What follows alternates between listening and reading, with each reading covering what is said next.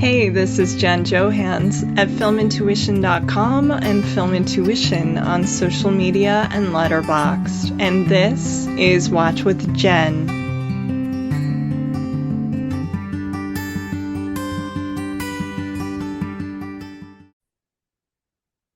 Welcome back. Our hiatus for summer lasted a little longer than planned. As many listeners are aware, I was dealing with some autoimmune issues, a new diagnosis, and kind of had a huge flare, too many joints involved, wound up in the hospital for a while. That isn't fun to talk about, so we're going to move right along to the podcast. I was so excited to get back home, start building up a little bit of strength, and Zooming with some of my good friends to have these great conversations about movies to share with you all, which is kind of the name of the game here on Watch with Jen, where passion for cinema is what drives us. And I want to thank you so much for your listenership and support. I heard from a lot of people. It was very sweet. So I do want to say thank you so much. That's really kind of you. If you're new to the podcast, or you haven't tuned in for a while, or you're returning after a few seasons to season 6, this year with everything going on, so much darkness in the world, we're kind of doing things a little bit differently. We're going for some episodes that are just plain fun. They're like hangout episodes. We still do our research. We still prepare for the pod. You won't just have people only sticking with Wikipedia or something. So it's still hopefully on the level that you love. But this year you're going to hear some topics that are just, why we fell in love with the movies in the first place. Like you'll have an episode on video game movies and another one on Jackie Chan coming up very soon. So without further ado, we will dive into Bring Me the Hair of Andy Garcia, which is the name of the episode as determined by Jed Ayres, who, as you'll hear, had a different idea about what he thought this episode was going to be. And I wound up having to kind of talk him into doing it. So it was a lot of fun, and I hope you dig it. Thanks, guys. Well, I am thrilled to have one of my best buddies, Jed Ayres, with me. And Jed, we are actually talking on the 3rd anniversary of when we did our great Mr. In-Between chat. Instagram, Instagram put up the photo and it was like, oh, that was 3 years ago. Yes. I did not know that. So today is a good luck day to talk to Jed. I mean, every day is a great day to talk to Jed, but there you go. So, how are you? I'm doing okay. Just treading water, but not under. So about as good as can be expected. Yeah, that's kind of what we're all doing right now. We're just sort of hanging in, yes, for dear life. And we're watching lots of movies, like these good Andy Garcia movies. So our friendship is kind of, we have a lot of movies in common, but Black Rain, of course, has been kind of an ongoing part of our friendship. You sent me the Black Rain movie tie-in, which was amazingly kind of you when I was going through a health scare. And, who doesn't love Andy Garcia shouting? So, of course, I wanted to talk to you about Andy Garcia, who I think is one of our more underrated actors. What are your thoughts on Andy? On Andy Garcia, I would like to preface this just by saying Jen invited me to do the Andy Garcia episode, and yes. we had talked a lot off screen about Andy Garcia and some of our favorite big moments that he has in some of our favorite films like Black Rain or 8 Million Ways to Die or The Untouchables. And yeah. I had joked that we should, because I'm balding and I have a very perhaps unhealthy fixation on his incredible head of hair. All the different. Hey, I'm jealous of that head of hair. Yeah. All the ways he's worn it, all the different styles he's had throughout his career, and I've just kind of fascinated by his hair and the hair collections in his films. He's often paired with some other folks with incredible heads of hair. And I had only half jokingly suggested to Jen that we do a podcast series called "Bring Me the Hair of Andy Garcia." That's And right. and so she when she asked me to be on the Andy Garcia episode, I was first picturing like the Dennis Hopper episode that she had Oh done. yeah, She had lots of people on, each one talking about, a couple of movies, and I had participated in that. And so that was fun. I was trying to think of what, that this was going to be that, she talked to a bunch of other people about Andy Garcia movies. So I was trying to pick movies that he was kind of the star of, rather than, in just part of an ensemble, even if he had great moments. And B, things that I didn't think other people were likely to pick in this, Okay. this episode that I was picturing. But it turns out, no, I'm just the only guy on here, and we're, We're just hanging out talking about Andy. we are. But I mean, it's So I kind of kind of dropped laughable the to me. ball. Is that what we're saying? No, no, no, no, no. I'm just, I'm the guy who perpetually does not get the assignment. I No. don't understand the concepts being pitched to me often, and So ask we're my just gonna wife. wing it. Trying Yeah. to communicate with me is very very difficult. But I No. do think it's objectively hilarious that this is, quote unquote, the Andy Garcia episode, and the pictures I've picked to talk about are, ones that, likely people have forgotten if they ever knew they existed.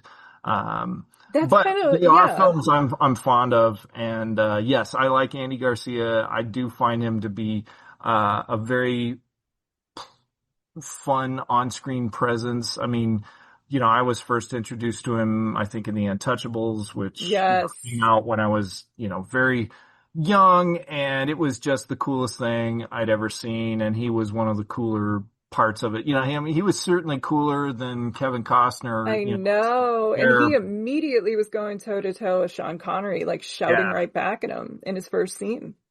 And Yeah. that shouting, man, that shouting is his, That's Garcia. I think we're going to touch on it. We're Couple obviously times. going to talk about another Italian or well, about an Italian actor who shouts a lot, Yes. and where they cross in their career. But yeah, I'm happy to be here. I just You're a little confused. Yeah. maybe we'll just call this the first installment in a series, Bring Me the Hair of Andy Garcia. But Okay. We're just kind of winging it. No, and you know what? That's a good thing. This is actually my first episode back after a few months off. is it? It's the first one I'm Good. recording. I Welcome back. actually, It's been too long. I know, I thought it would be fun to talk to like good friends first, kind of ease me back into it. So Oh, I hit up Jed because Jed made he always checks in on me and he makes me smile a lot. And weirdly enough, on the night that I was like rushed to the ER and wound up having to stay for like a little over a week, Jed was the one who was like texting me when I was on the stretcher. I think you were just at work and bored in the middle of the night or something and just checking in. And I thought, Jed's awesome. So I definitely wanted to talk to you as soon as I got back. So this was, I thought, a fun idea. Normally I let my guests choose, as everyone knows, the topic, but I was just thinking my friendship with Jed and our weird association with Andy Garcia. But you know what I love about my show is that, not to be like what I love about the show, but we do kind of celebrate things that everybody overlooks, whether it's TV shows that don't get talked about too much or forgotten 90s crime movies or whatever it is. It's sort of we are cinephiles, or we just love what we love and make no apologies. There's no such thing as guilty pleasures. So we're here to talk about some random Andy movies and hopefully, make each other laugh, and hopefully you'll enjoy it too, everyone. Yeah. So the movies that Jed went with, when he thought that this was going to be part of a bigger assignment, were Internal Affairs, which is, a classic, good old Mike Figgis. And then we have Godfather 3. That was from the big year, 1990. I think he was in 3 that year. And he'd already had his breakout in Untouchables. We'd already seen him do a few things. He was in the first episode of Murder, She Wrote, I found out this morning, which I love. And so he'd done a couple things, but 1990 was when he was sort of like bursting onto the scene. So 2 of our movies are from that pivotal year. And then Jed chose Desperate Measures, which I had never seen, and I couldn't believe I'd never seen it. So that was a fun one to rent for this. Yeah, those are films that probably not picked. Internal Affairs by certain crime aficionados, but nobody picks The Godfather 3 to talk about really, and nobody picks Desperate Measures, which I suspect is the least the least known. The least likely to have been seen and the most likely to Yeah. be forgotten probably by folks who've seen it of That these. was the thing. I was thinking, I probably would have rented it. It's Marcia Gay Harden, Andy Garcia, Michael Keaton, and Brian Cox is in it, but I just like could not remember it. So I counted it as a first watch. But yeah, nobody ever says, I love Godfather. Let's talk about number 3.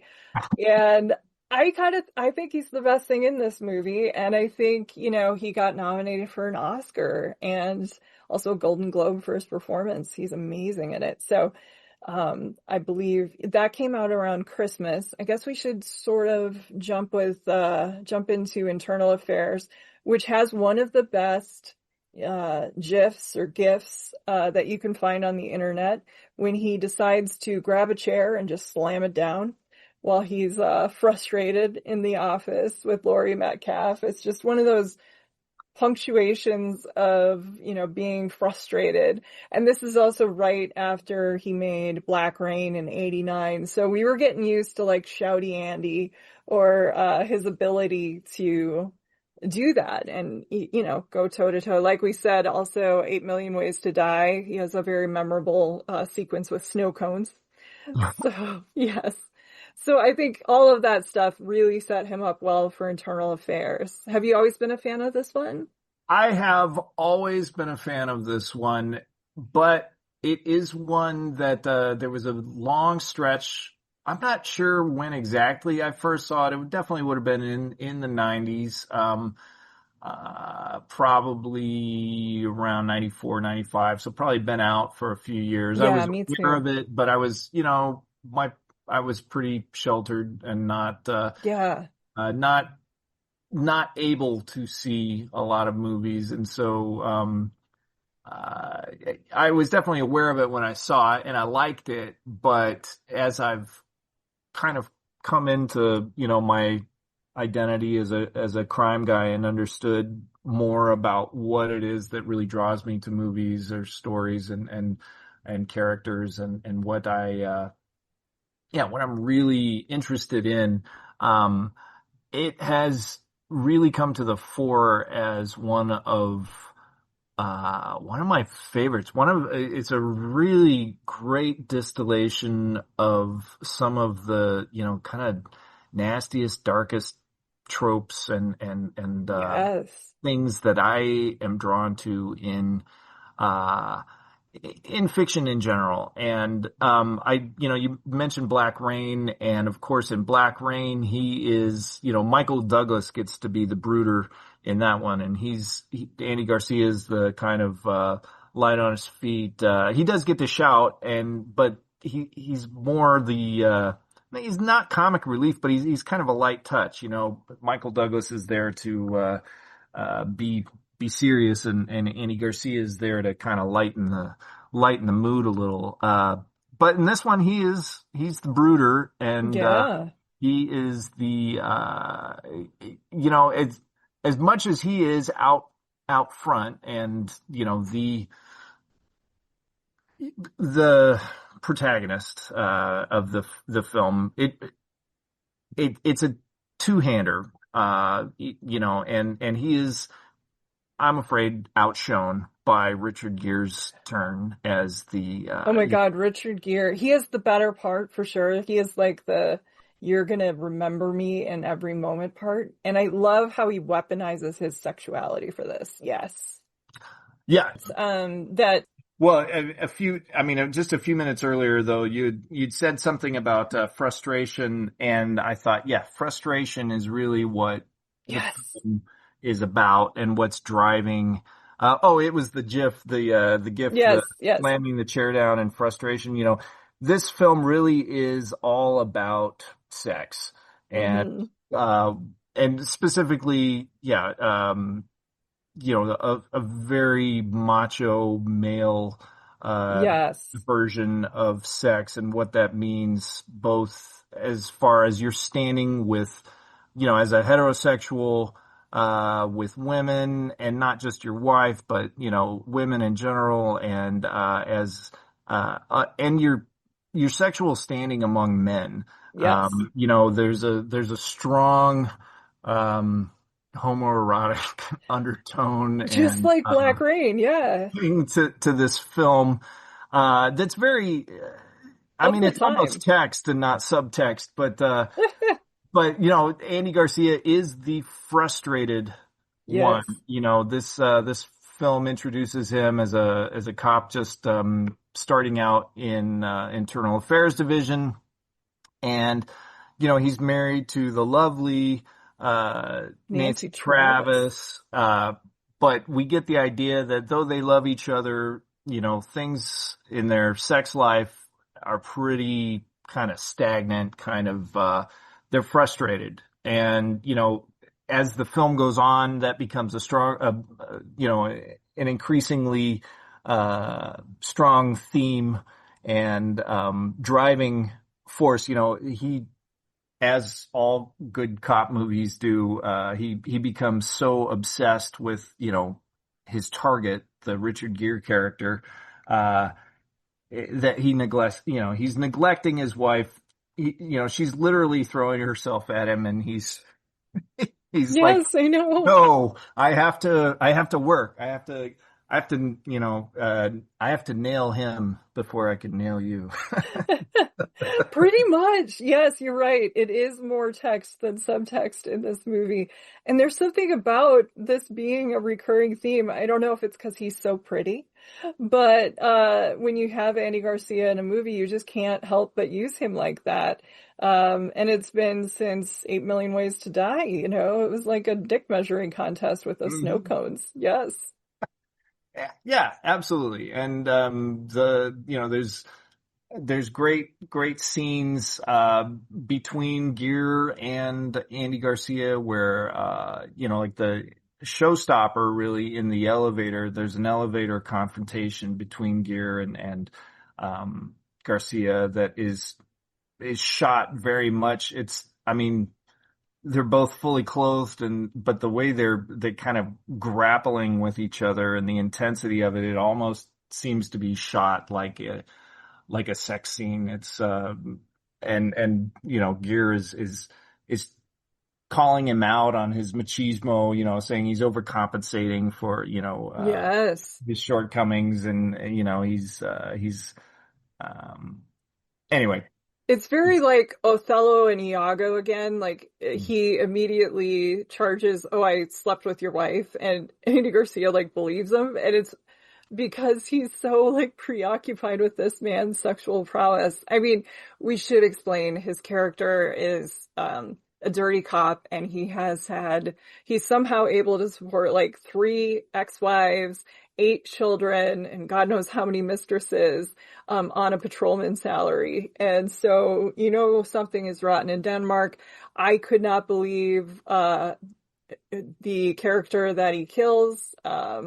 That was an amazing twist. I had seen this movie a few years ago, but I forgot about that. And yeah, I think also the rest of the cast is really good in this one. Like you mentioned, Nancy Travis, Laurie Metcalf. Um, yeah, Billy Baldwin. Annabella Sciorra is one of my favorite Mhm. people in this era. Oh, and we have Xander Berkeley, who, it's always good to see, and Michael Beach. Yeah, great cast. Great cast. I love the way uh, it's about triangles. Two Yes. the two Hmm.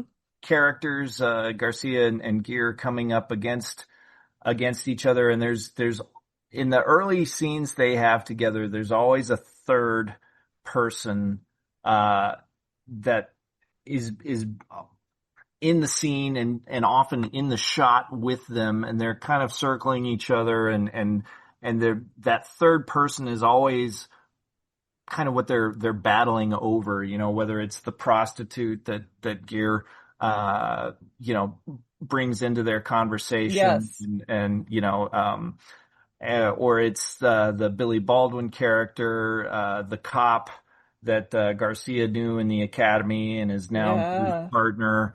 There, or it's the well, later in the film they do have scenes just the two of them, but they're always grappling over a third person and who has control and who has Yes. sway and uh you know whose lead is this third person going to follow. And it's again all very kind of Yeah.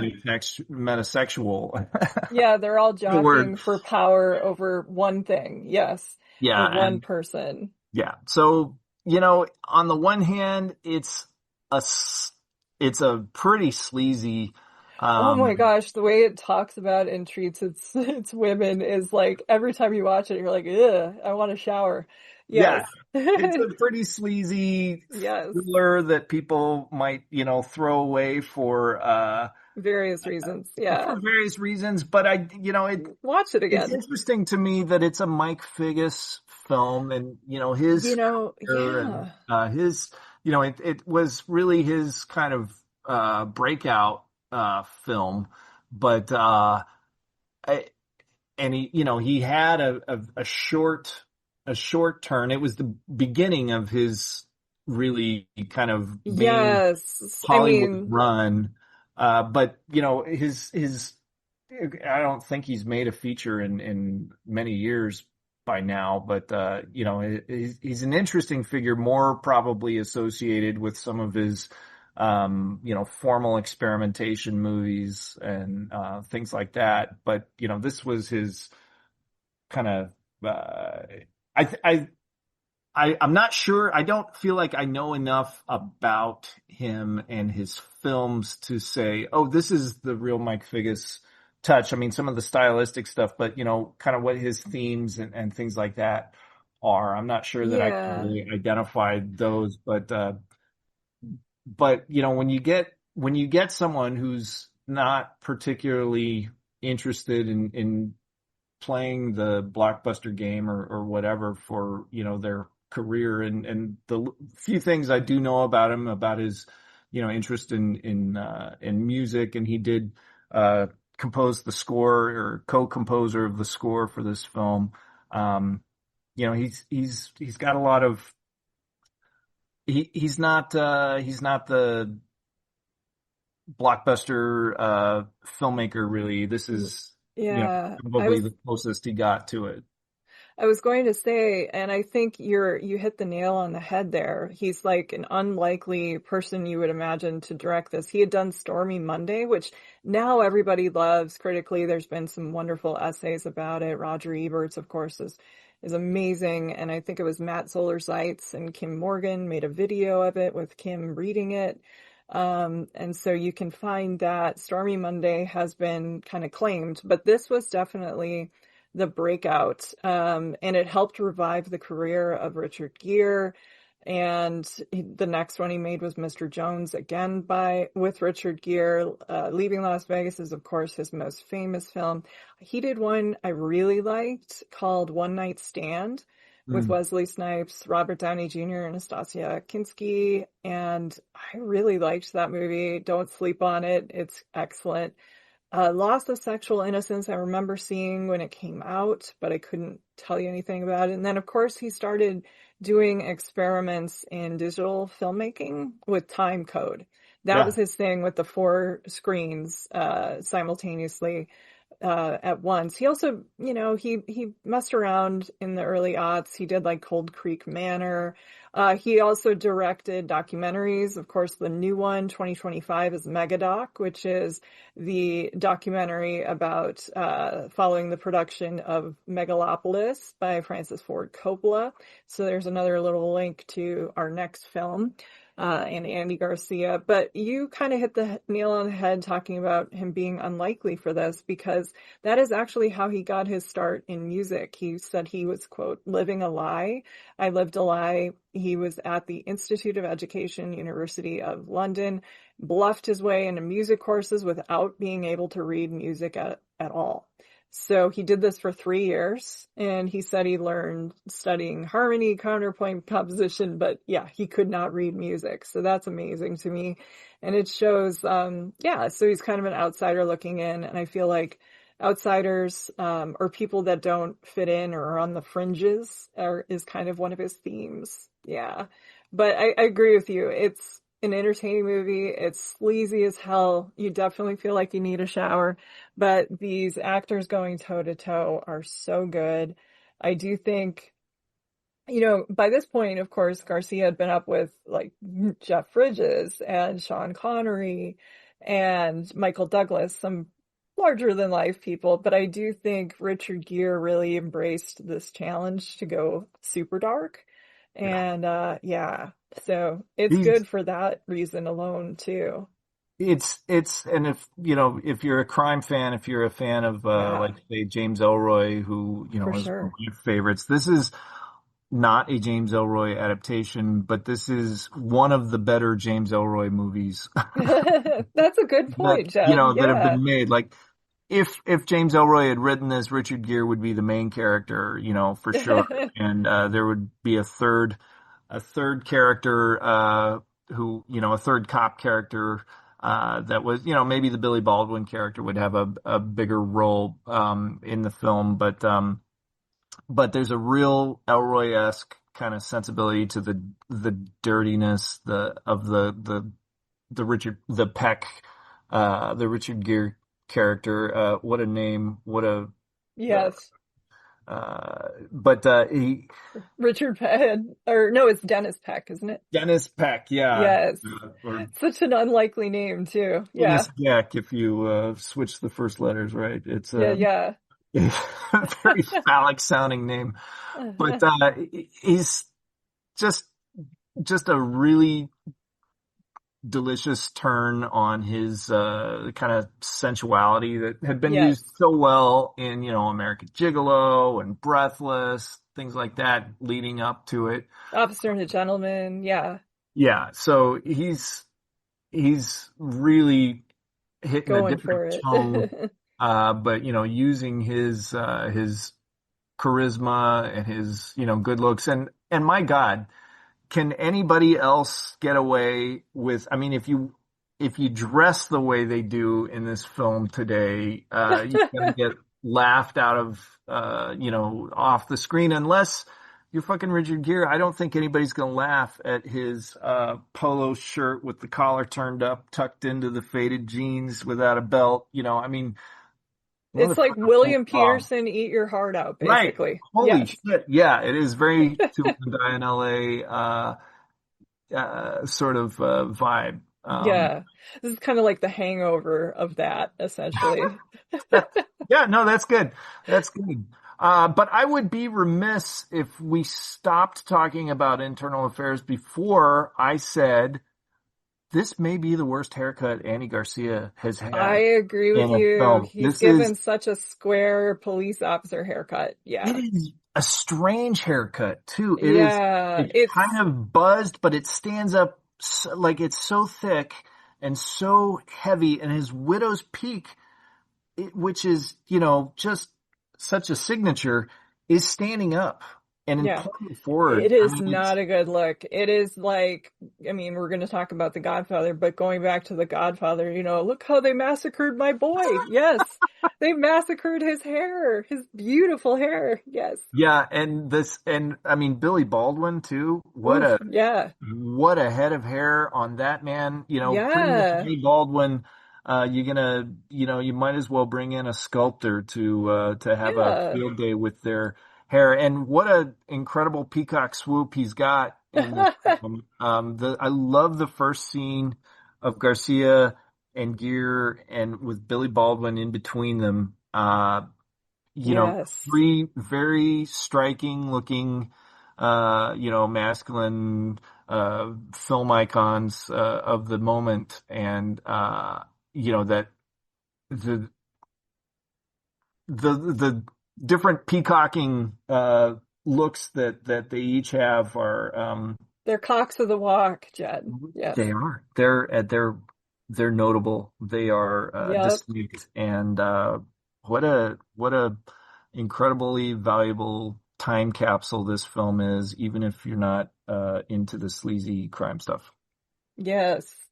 Very much so. And this came out in January of 1990, again, coming off the popularity of Black Rain. And then he takes the role of Vincent Mancini, aka Vincent Corleone's Sonny's illegitimate son in Godfather Part 3. Of course, Coppola famously was not going to make a third part, but then with the unfortunate failures of, financially anyway, they're very good films, of The Cotton Club, especially that recut edition, and also One from the Heart. He needed money for his studio. There's a really good book that was just published about Coppola and his own studio and just how lavish it was. And, you need to read that. But so Godfather 3 was, I think, looked at with like hesitation. Are they just cashing in? It is not a great film on the level of the first two movies. It's flawed. I kind of prefer the new cut, The Death of Michael Corleone, which is actually the title he wanted to give it, and so did Puzo. But Paramount was like, no way in hell. And so they went with Godfather 3, but I do prefer the Coda cut of Death of Michael Corleone. I think it jumps into the action a little bit faster. Of course, everyone rips Sofia Coppola to shreds, but she was not supposed to be in it playing the daughter of Michael Corleone. It was supposed to be Winona Ryder, who pulled out for personal reasons, and she was also overworked at the time. And then, of course, it was kind of marred by tragedy. Rebecca Schaeffer, who was an up-and-coming actress, was supposed to be auditioning for it, and she was waiting to get the script actually at her door. And she opened her door to a stalker that day who tracked her down through the DMV.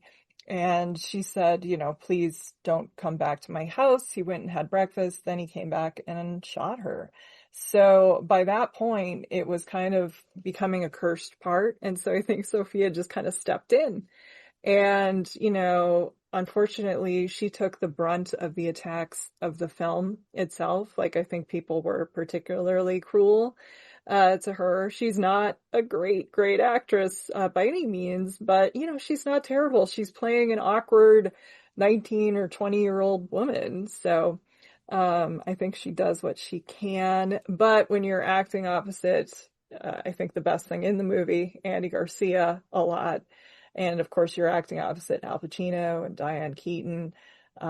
It's very challenging. I also love Joe Mantegna in this movie. My favorites in order are Garcia, Mantegna, and then Talia Shire, because I love what they did with her character. She's like Norma Desmond. Yes.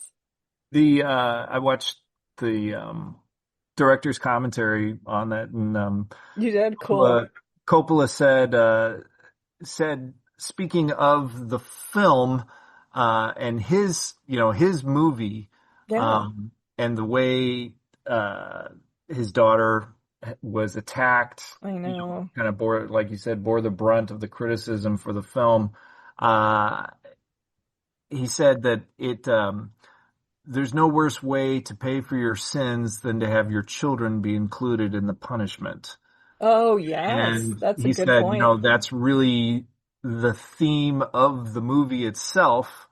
By the end of the film, Michael's children, he uh, Yes. he sacrificed his brothers and things like that throughout the other films. But by the end of the film, his children will be paying for I never his thought of it sin, like that. and Wow. That's brilliant. to have That happened. Sophia in the role, and also being the sort of sacrificial lamb for the Yes. film, and for Coppola himself, and what people, of course, attacked for hubris and things like that. To have her bear the brunt of it, I thought that was a pretty poignant and incisive remark about. Yes. So I'm Very curious, much. Jen, as Yes. I know you and I have talked about the Godfather and now obviously I like these films a lot, uh, In but I don't hold them the in esteem the I same do. Yeah. personal affection the way that a lot of folks do, and a way I know that you do. And so I am curious, when was were you how familiar with the other films were you before you saw this one? What was your Sure.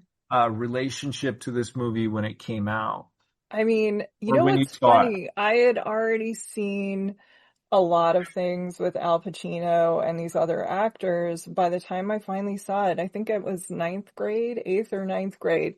But I saw my mom loved these movies, and it became like a tradition in our family that we watch all three around Christmas.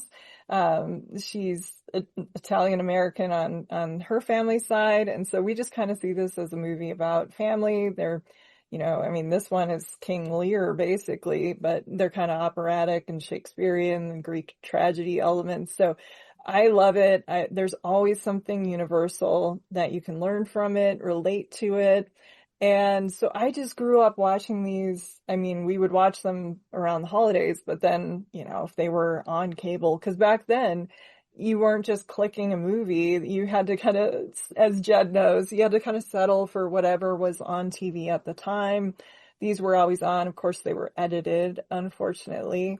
I've had this in every single version. So I had the VHS tapes, I had the DVDs originally, and then the Blu-rays. And then as soon as I got the Blu-rays, that 4K set came out. So I've owned it in every single version. I think it's a series I would own. I haven't had it in, I should say, Laserdisc. That's the one I'm Ah, missing. Yes. But other than that, I think this is the film that I probably, okay, the last two weren't purchases, they were as a critic, but otherwise the one I probably purchased the most would be the Godfather series. So I love it. When I am asked, like, what is my favorite movie? I just say The Godfather, and I actually mean all three together. So when I saw this originally, I saw the entire series kind of within probably one weekend. wow. And so it was a letdown, I will admit, but and the cousin stuff, of course, is creepy as fuck. But I liked the spirit of it. My favorite character from Godfather 1 was Santino, James Caan, Sonny.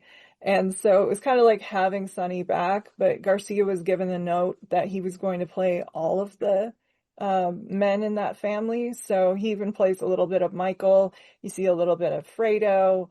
And so it's great. You also see a little bit of Brando at the end when the way he's sitting in a chair outside in Sicily is interesting. Yes. Yeah, well, I came to them also, saw all three Godfather films. I Yeah. don't know if would have been a weekend, but probably a week anyway that Yeah, I yeah. saw. And, I was in my 20s when I Okay. first saw them.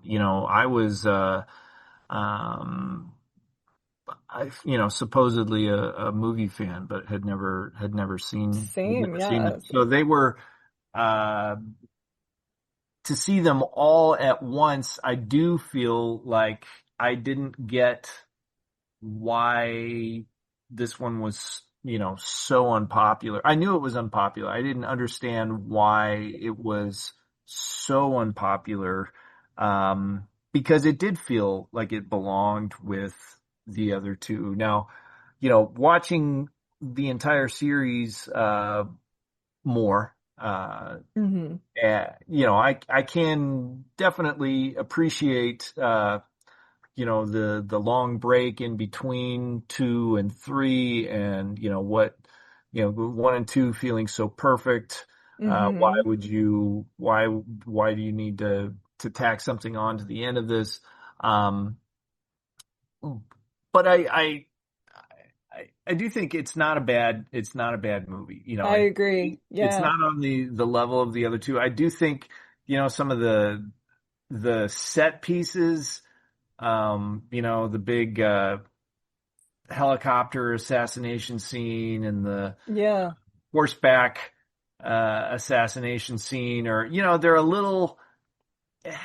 I mean, they're Throwback. dramatic, but they're a little silly. But I gotta say that final opera Oh sequence my is gosh. That's such an amazing, isn't it? incredible showstopper It's like of 40 just minutes, it's basically, the like last, yeah.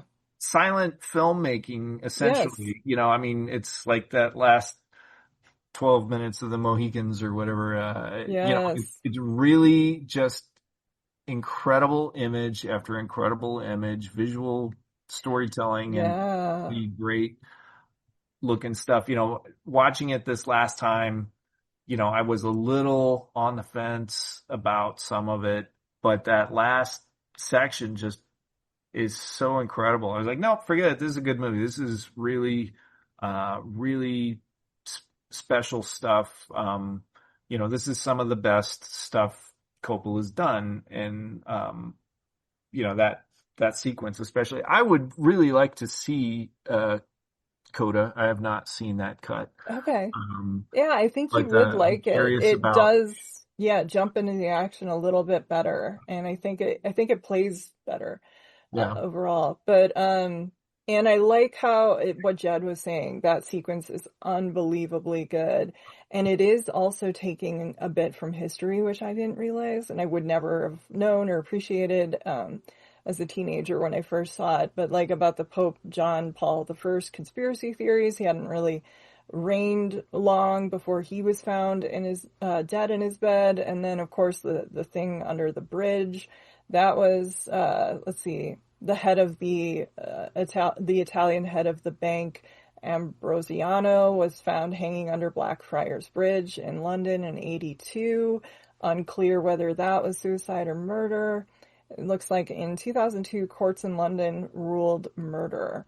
So, like some of this stuff is coming from history and some of it, linking it to Michael Corleone in an interesting way. I got a little emotional in the sequence where um, we see Michael have the stroke, and he first he's like being very actorly and very Al Pacino, thunder can't hurt you, but then he jumps into shouting Fredo's name, and I don't know how many times I've seen this movie, but just hearing it really got to me in this time when I was watching it. I also really love the moment where Garcia and Sophia are standing in front of Genco olive oil because it's just like the shot from part two. So that's very cool. It is cool. Gotta mention, gotta mention Andy Garcia's hair in this one, because this is a very unique hair Yes. movie for one of our most important hair actors. Uh, Yes. playing He's, James Caan's son and Al yeah. Pacino's nephew. He's got Al Pacino in the eyes, but he's kind of doing James Caan in the hair. Yeah. He's colored it some. It's got some highlights or something, and it's wavy. I don't know if he's permed it, but like he is really transformed into, okay, I can now see Al Pacino and James Caan being in the same family Yes. with Oh, him in that's a between great them. point. Yeah. He's really kind of bridged that gap, and yeah, I'm this movie deserves to exist. Yes. for Andy Garcia's hair, even if you took out the fantastic, opera sequence at the end, preserve this movie, please. Put his head of hair in the Louvre, or Yeah, and the shouting and the sequences and just the showdowns between him and Montaigne are right. amazing. The, Bastardo! Yes. as Give it to me Pacino, one time! He loves I to feel shout. like Yeah. he's taken, he really takes Pacino's, Yes. shouting, and just, does that. I don't think he's someone who shouts his way through movies. No, not at all. When he But, shouts, it's for a reason. Yes. but it's one of his best tools, and he Yeah. is a reason to pull it out in most of his films. And it was there before this, but I do think that this was kind of the passing the torch of the shouting mantle here. I agree with you. I think he's very effective in it. And yeah, he kind of, it's a thankless role because you're playing it's so stressful because you are playing opposite these gods and the legend of the previous films. But I think, I agree with you. This movie does totally deserve to exist. I know there was a lot of criticism too, and that's really lame, because he's Cuban and people were like, oh, he's not Italian. And it's like, neither was James Caan. And, that the same thing has happened, when Jennifer Lopez in like Wedding Planner was playing an Italian and people had it's like these are actors. If they look the part and they're the right people for the role, like it's fine. What is your problem? And I totally buy him exactly what Jed said as a member of this family. So he will always be a Corleone to me. Yeah, and I mean, shit. Pacino played Cuban in Scarface. Exactly. So Yeah. they get to they can trade off there. Yeah, their heritage and whoever they're playing, character is a character. Yes. I will say the writing in this one, when you watch, and when I say the writing, I mean the dialogue. Yes. The dialogue in this one does sound kind of dumb compared to the other, the sort of Yeah, I agree other with you. previous two. It's really kind of clangy and just like right on the nose sort of lines. And I don't know if that was because the movie was going to be so long and they were trying to just, well, what if we just have you say exactly what the audience needs to know, Yeah. scene to scene here. But I do forgive all of that, for his hair and for the Yes. sequence. Yeah, I agree with you. The dialogue is a little clumsy, especially too the dialogue with him and Sophia's character. Like I don't know, it just doesn't work. But it's a good movie. Watch it. Maybe don't just single this one out as I'm going to sit down and watch Godfather 3. Watch it as part of the series. I think that helps. And maybe try the Coda cut and see what you think, everyone, and which one you prefer. But yes, I think it's great. And I also love Talia Shire in this. I feel like she really gets a chance to kind of come into her own. And I like the way they mirror her and Andy Garcia's characters because she is his ally. So they're often framed opposite each other. They're sitting near each other. They're also, the wardrobe that they wear a lot is kind of similar or in similar shades. She's kind of doing the elder Italian woman thing of wearing black a lot. And so, yeah, I really like, there's a lot of things to enjoy about this one. But this brings us to, of course, the 90s. He played all kinds of roles. And Desperate Measures is, as Jed was saying, a film that either people didn't know about or didn't see, or they saw it and forgot. And I'm definitely one of those people.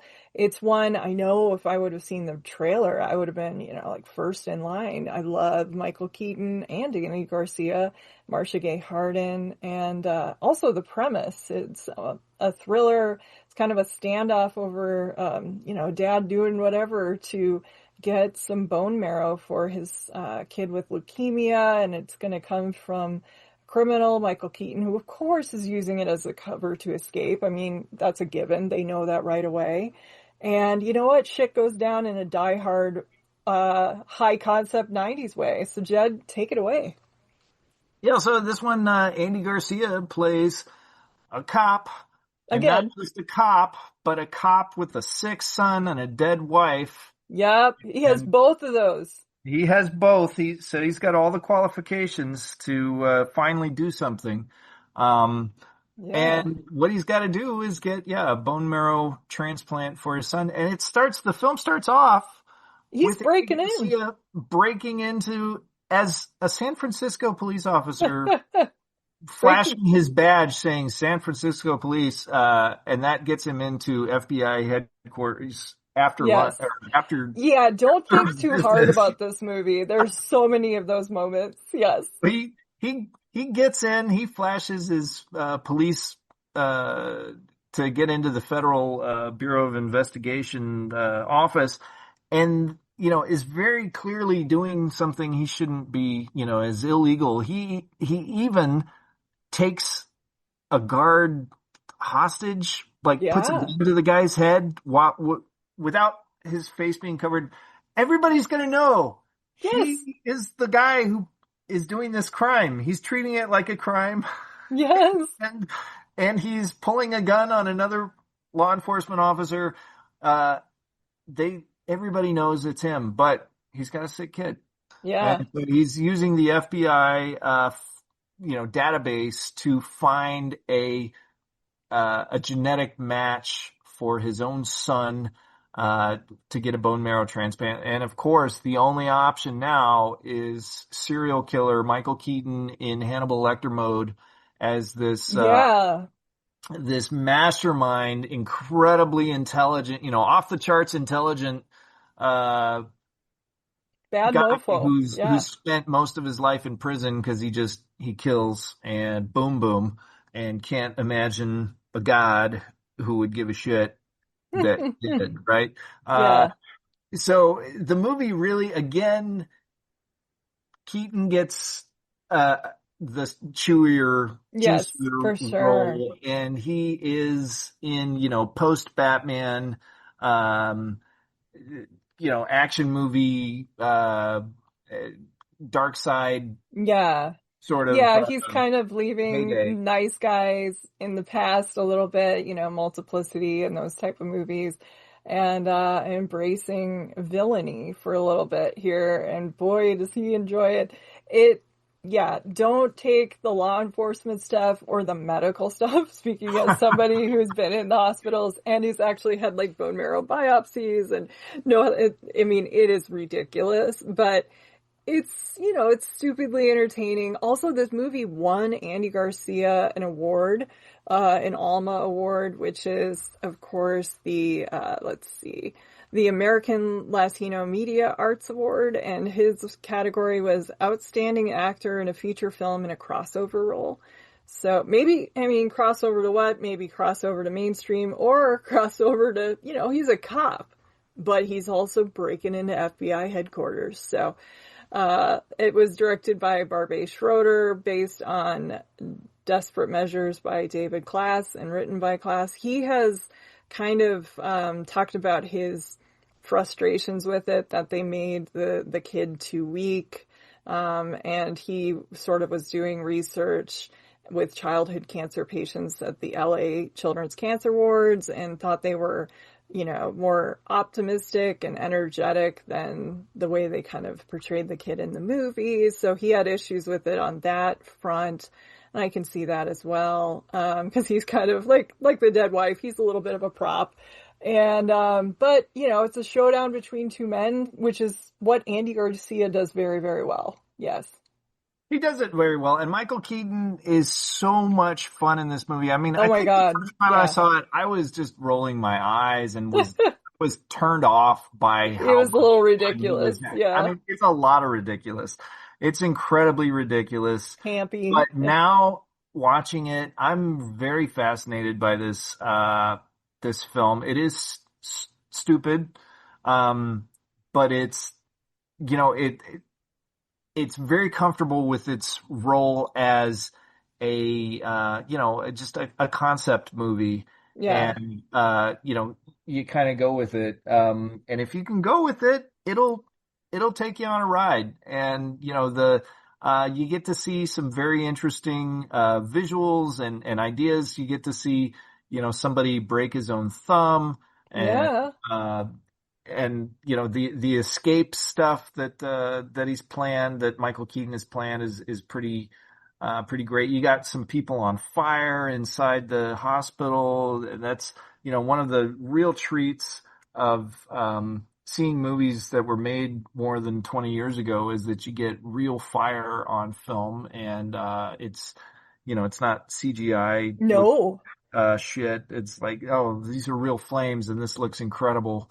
Yeah. So, just find real average, stuff from 25, 30 years ago. Suddenly it looks And it looks incredible. incredible, Yep. right?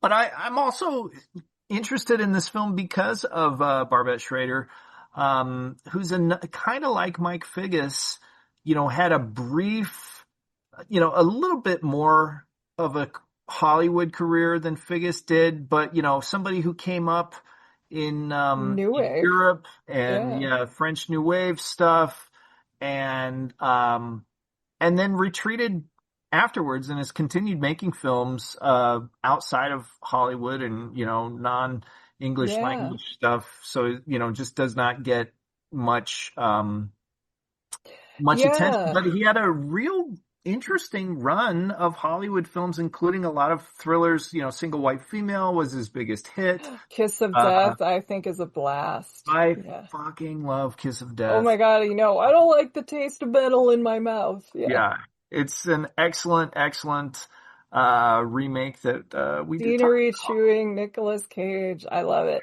Yeah, so that one is good. And he also made, let me see here.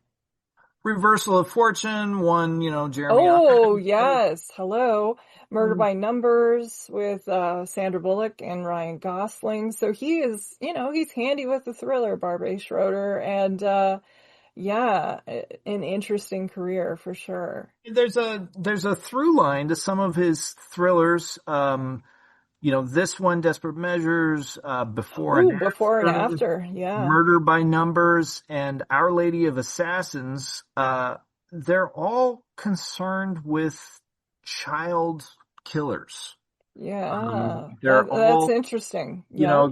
there's a real kind of through line there with, all these different shades of child killers, Yes. before and after being, I don't want to give away what happens in that one, but there's some complexity there between, of, the levels of guilt in a crime. And, in that one, Liam Neeson as the father of the killer son, he breaks laws too, in protecting his son, just like Andy Garcia is doing in this one. I mean, there's a great line, that's in the trailer of Desperate Measures of, how many more people today are going to have to die so that your son can live? And that's pretty much what, on a much more toned down, and, dramatic, more realistically dramatic,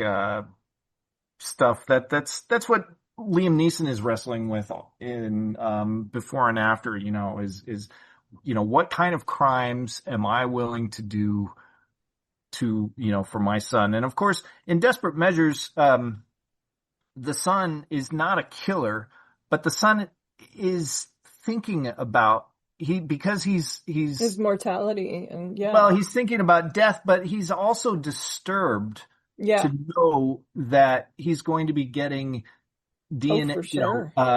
bone marrow from a killer, and Yeah. they have lots of conversations, and I mean, they're, really puddle deep conversations about, you know, I don't, he's going to be inside me. I'm going to be, Yeah. I'm going to have part of this killer living in me. And Yeah. then Michael Keaton and the kid have a, conversation where Keaton, sees the I kid have some know. That spirit. was He's like, intense. Yeah. you and me, we are the same. And he's like, no, I'm not the same. And he's like, well, we're Yeah. compatible. There's this thing. Building And then block. Yeah. Murder by Numbers deals with teenagers who are killing as an intellectual Yeah. exercise, sort of a Leopold and Loeb situation. And Our Lady of Assassins is about teenage gangs in South America, um, who they're ruthless killers, but they're also kind of these young kids. There's this real grappling of, innocence and experience in this run. So I think Barbie Schroeder is a interesting filmmaker, and again, someone like Figgis. I don't really feel qualified to talk much about what makes him tick, what really drives him as a filmmaker. Barfly would have been the first thing I saw from him, the Charles Bukowski Mm-hmm. Mickey Rourke. adaptation. Yeah. And yeah, but he is more than just a maker of mainstream trashy He's very good with thrillers. actors, and obviously actors love working with him. I mean, some of these films, I mean, also he's good with actors embracing sides of themselves that they don't normally show. And so that's something that I've noticed about his movies. Yeah, I think he gets really good performances out of people, I would say. And maybe that does come with, producing some of those early new wave films for sure. Maybe a respect for actors. Of course, my goodness, Reversal of Fortune, two of the best performances right there. And yeah, so it's worth seeing. Is it as good as Reversal of Fortune? Hell no. But it's definitely worth seeing. So It I is think not a boring movie. there you go. You will Once not be able to fall asleep in this one, damn it.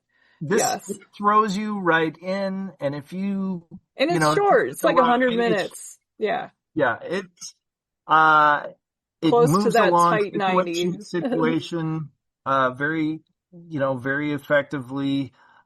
They do get out of the hospital, and once it's out of the hospital, it kind of opens up to, there's a pretty decent car chase in Yeah. there. I crack up every time I see Michael Keaton driving along in the pickup, listening to Creedence Clearwater Revival, Yes. singing along to it. Just That's hilarious. he's Yeah. kind of, as this guy who spent most of his life in prison, getting Of out, and course, you would hear something older. Yeah. yeah, it's not that it's hard to find that on the radio, certainly not in '98, but That was fun.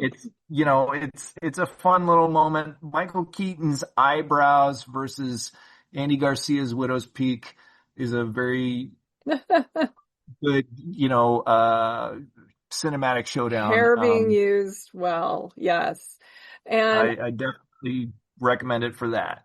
yeah, as far as other really great Andy Garcia performances, in the 90s, I don't remember loving the film, but I do think he was very good in When a Man Loves a Woman, Night Falls on Manhattan, which I talked about earlier this year with Jason Bailey for our Gandolfini episode. He was in a lot in the 90s. We've mentioned, of course, his 80s stuff, but he was in Jennifer 8 and did a good job in that. Dead Again. Hero, I remember seeing that one in the theater, but I couldn't tell you anything about it now. Things to Do in Denver When You're Dead. Let's see. And then moving on, he started also to make things on his own. I do think he's kind of once he's done with his leading man run. He does get some pretty interesting films that he gets to be part of an ensemble. I love, he's the heel in the Ocean's 11 series. He gets to be Yes. smooth, but he also gets to be kind of a prick and then threatening in Ocean's 12. He's really pretty menacing. He's showed up as the shadowy law enforcement guy that you're not sure about, and things like Confidence and Smoking Aces. And Mm-hmm. what I think is probably the masculine hairdo, most important masculine hairdo movie of our time, Guy Ritchie's Wrath of Man. Wow. Um, I love that Wrath of Man, my goodness. And yes, he is in that. Yeah. He's in that, and that is just an absolute murderer's row of masculine hairdos. Uh, Very important to study if you too are losing your hair like me and feeling, a little vulnerable about it. Check out Wrath of Man. There's something for everybody in there. Every person in that film is coiffed. Uh, Yes. Even Jason Statham out front with the chrome dome, I is, love Statham. Yes. I love him, but that's a do. He's wearing his do that way against, all the incredible supporting Heads of cast, hair. Yeah. head of hair they really The tell a story. story. Yes. And, Another and really good one. With, Garcia hanging out, in the background of that one, he absolutely belongs. oh yeah. Yeah, the one I was blanking on before was he was nominated for the Emmy and Golden Globes for it, which was for Love or Country, the Arturo Sandoval story, which was made for HBO. So he also started to do some HBO work. He directed on as well, and Lost City. The Lost City, Lost City. yes. Yeah. Yes. And so he's, continued to have a very extensive, diverse career. Yeah. You know what? I saw the Steve Martin Pink Panther movies for the first time this year. Oh, wow. And I He's couldn't, in it. well, he's in the second one and he made me laugh. There's a scene where, That's a good compliment Steve among Martin is Steve doing Martin. his, ridiculous and absolutely insulting French accent, which is never gets old. Peter Yeah. Sellers did it great. And I put off seeing these movies because I was such a fan of the original movies. Yes. They were pretty foundational to me. And I thought I would just feel like I didn't like these weren't worth it, but grudgingly liked the first one and then really liked the second one. There's a lot of good stuff between Martin and Emily Mortimer, and Martin and Lily Tomlin have a great few scenes together, but Steve Martin doing a ridiculous French accent and Andy Garcia doing a ridiculous Italian accent, either one really being able to understand each other, is pretty delightful A and great pretty bit. light on his feet. And apparently it rubbed off working with Steve Martin because then he did and I haven't seen it, but the new Father of the Bride version, he's in the Steve Martin role. Oh, I Uh, love that. so have not seen that. I haven't either. But Yeah. he's So we can't he even can be comment funny on the too, right? hair in that, you guys. Yeah. Yeah. But Jed, I want to thank you so much for doing this. I promise to let you choose the topic next time, or maybe even the title. I mean, Bring Me the Hair of Andy Garcia. I think I'm going to call that. This will be the subtitle for this episode for sure. Excellent. Yes. That makes it worth everything. Oh, Sure. yes. Well, thank you so much, Jed. Uh, Absolutely. I'd love to. What an honor to be your first episode back. Yes. I miss you, friend.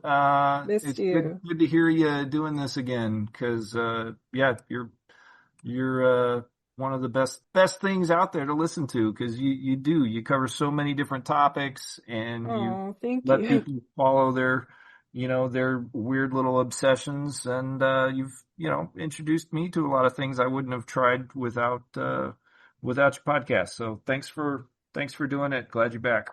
Thank you.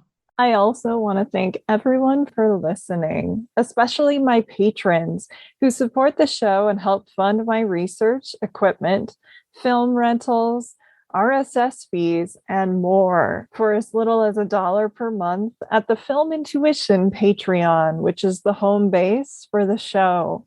Other ways you can support the podcast are by sharing, reviewing, and subscribing to Watch with Jen wherever you get your podcasts, and also checking out the cool merch store hosted and created by our talented logo designer, Kate Gabrielle. You can find the merchandise store, including shirts, tote bags, stickers, and more by visiting filmintuition.com and clicking on the shop link. The show's theme music is solo acoustic guitar by Jason Shaw and is available in the free music archive. Well, until next time, please take care and happy movie watching. This is Jen Johans at filmintuition.com and Film Intuition on social media and Letterboxd. And this is Watch with Jen.